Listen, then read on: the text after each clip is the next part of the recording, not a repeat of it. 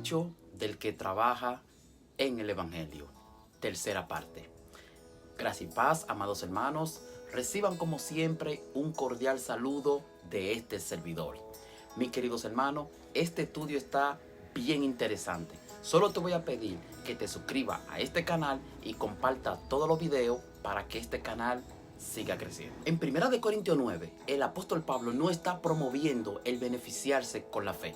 En la Reina Valera de 60, en 2 Corintios 2:17 dice: no somos como muchos que medran falsificando la palabra de Dios. Bueno, pues medrar significa enriquecer. Pablo quiso decir: nosotros no somos como muchos que se enriquecen falsificando la palabra de Dios. Justa razón tenía Pablo. Hoy en día muchos ministros medran, es decir, se enriquecen falsificando la palabra de Dios para engañar a los ingenuos que todos le creen. Pablo en 1 Corintios 9:13 no se refiere propiamente a los diezmos, porque estos no eran alimento exclusivo de sacerdotes, ni eran ofrecidos en el altar a Yahvé en sacrificio, ni consumido en el santuario o en el altar, sino que eran el alimento cotidiano para los sacerdotes, pero especialmente para la familia de los ministros levitas, como les voy a detallar los textos que explican esto. Únicamente el diezmo de los diezmos entregado por los hijos de Israel era sagrado, es decir, era presentado por los sacerdotes como ofrenda mecida, terumá, a Yahvé. Observa: así hablará a los levitas y le dirás: cuando reciban de los hijos de Israel los diezmos de los diezmos que le he dado a ustedes como heredad, de ellos ustedes presentarán el diezmo de los diezmos en terumá, ofrenda mecida a Yahvé. Número 18:26. Un detalle bien importante, mis queridos hermanos: a partir de aquí incrementa tu sentido y profundiza más tu comprensión e intelecto.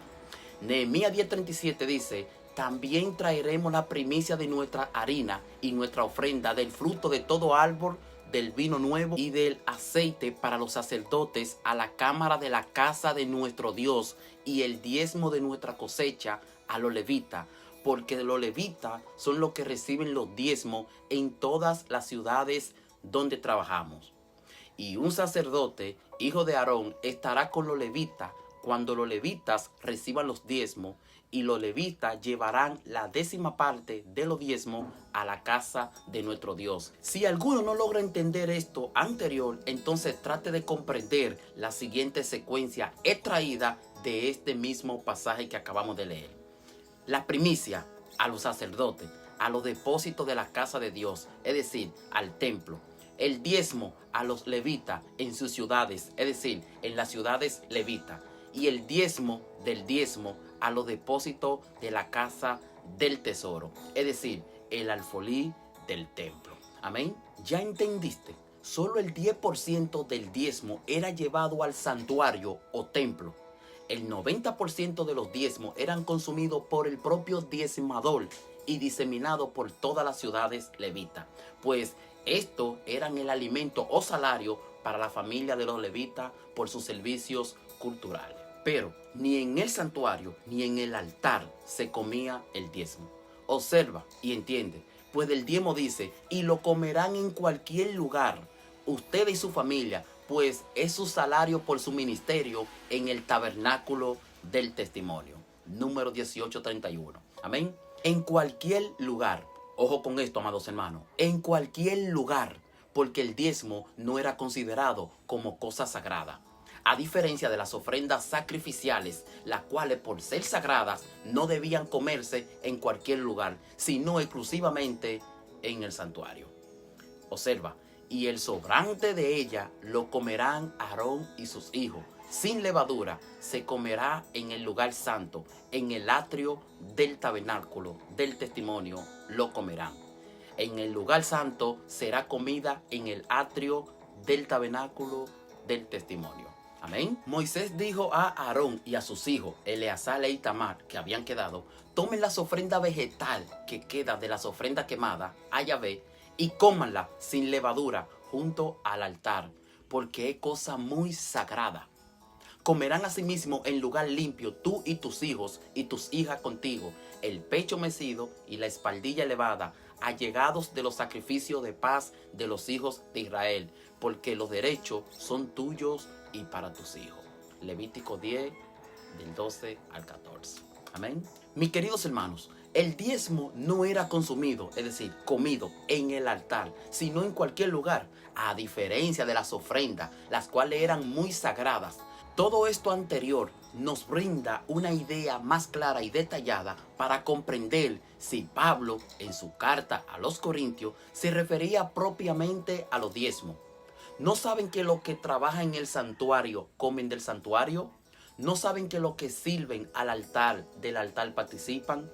Y los diezmos no eran consumidos ni en el santuario ni en el altar, sino en cualquier lugar. Las ofrendas vegetales y los animales que presentaba el pueblo de Israel como ofrenda a Dios eran cosas muy sagradas.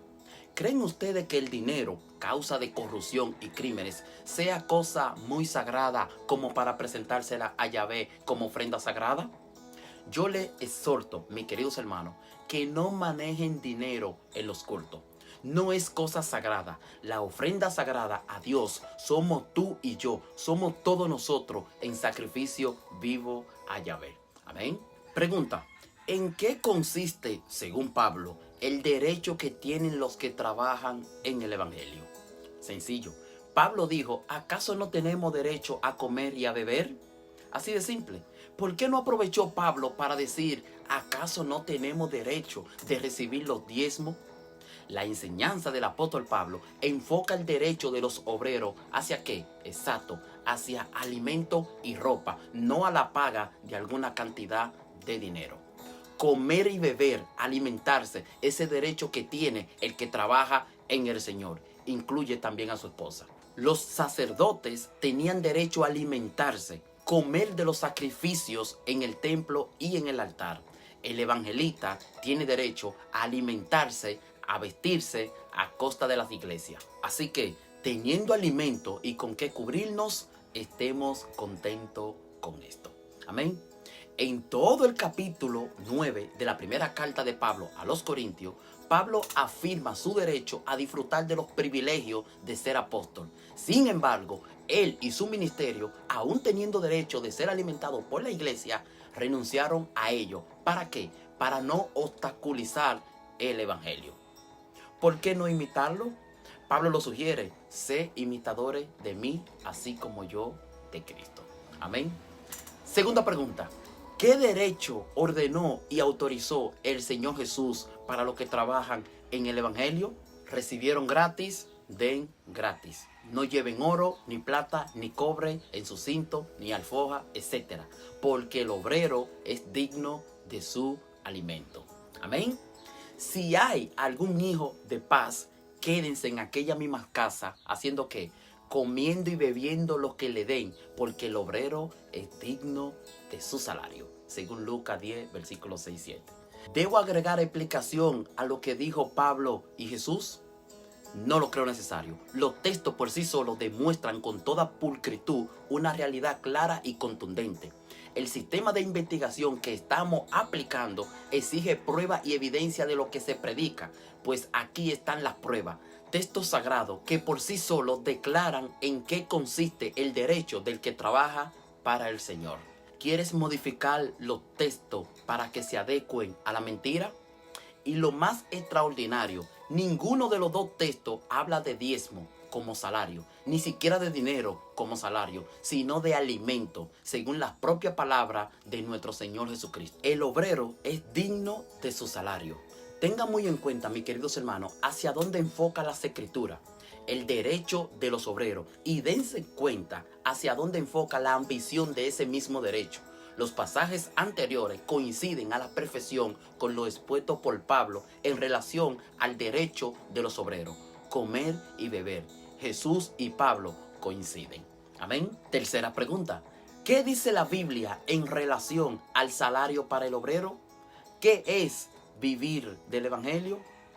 Antes que nada, mis queridos hermanos, es muy importante saber que el derecho del obrero no es una imposición obligatoria de ninguna de las dos partes, Ni el que da está obligado a dar, ni el que recibe está obligado a recibir. Puede hacer como Pablo hizo, renunciar a ese derecho y seguir glorioso el ejemplo apostólico. Si un hermano no puede apoyar por su escasa economía, no se constituye ni en ladrón, ni en avaro, ni en un mezquino. Como ya vimos, vivir del evangelio es el derecho a alimentarse a costa de la iglesia, de lo que le proporcionen los hermanos al ministerio por propia voluntad. Y solo aquel que tenga la posibilidad, es decir, alimento, bebida, medicamento, calzado, ropa, apoyo en caso de viajes misioneros o de problemas de salud, etc. Y esto indiscutiblemente se desprende de lo que Pablo dijo en Gálatas 6:6. He aquí la traducción griega de este texto. Esto es, pero el que es instruido en la palabra, comparta de sus cosas a su instructor. Amén. Esta es la exposición transparente y límpida en relación a lo que es el derecho del que evangeliza. Prueba y evidencia demostrable y no torcida. Lo que la Biblia dice sin necesidad de argumentos personales. Queda demostrado, amados hermanos, y con texto escrito, el cual habla por sí mismo. Este estudio carece de argumento artificiosamente estructurado y tendencioso con fines de lucro. Que, en cuanto al derecho de los obreros, no es mencionado el diezmo, sino que el que recibe la enseñanza de la palabra de Dios debe compartir de sus pertenencias al que lo instruye. Amén. El problema siempre es la pésima traducción de la Reina Valera del 60. Pablo habla sobre recibir como salario por su labor de evangelización, alimentos y algunas cosas necesarias. Lo que no menciona en ninguna parte es que dicho salario consista de dinero, de diezmo o de ofrenda. ¿Puedes tú demostrar lo contrario con texto bíblico? Por otra parte, mis queridos hermanos, el ministerio debe ser hallado fiel, según 1 Corintios 4. Cero corrupción, mis hermanos. Si hay corrupción en un lugar que se presume o supone que es santo, ¿qué podemos esperar? Fingir estar enfermo para que la iglesia le dé dinero, o mentir diciendo que va a atender unos asuntos de la iglesia en otras áreas de la república y que necesita viático y dinero para hospedaje y para su boleto de avión, como hacen muchos. Es un acto vergonzoso y deleznable. Sé santo, dice la Biblia, y sin santidad nadie verá al Señor. Amén. Mis queridos hermanos, hasta aquí esta tercera parte. Si Dios lo permite, en un próximo estudio estaremos trayendo la cuarta y última parte de este tan interesante estudio. Solo te voy a pedir que te suscribas a este canal, le dé me gusta y comparta los videos para que este canal siga creciendo. Dios te bendiga.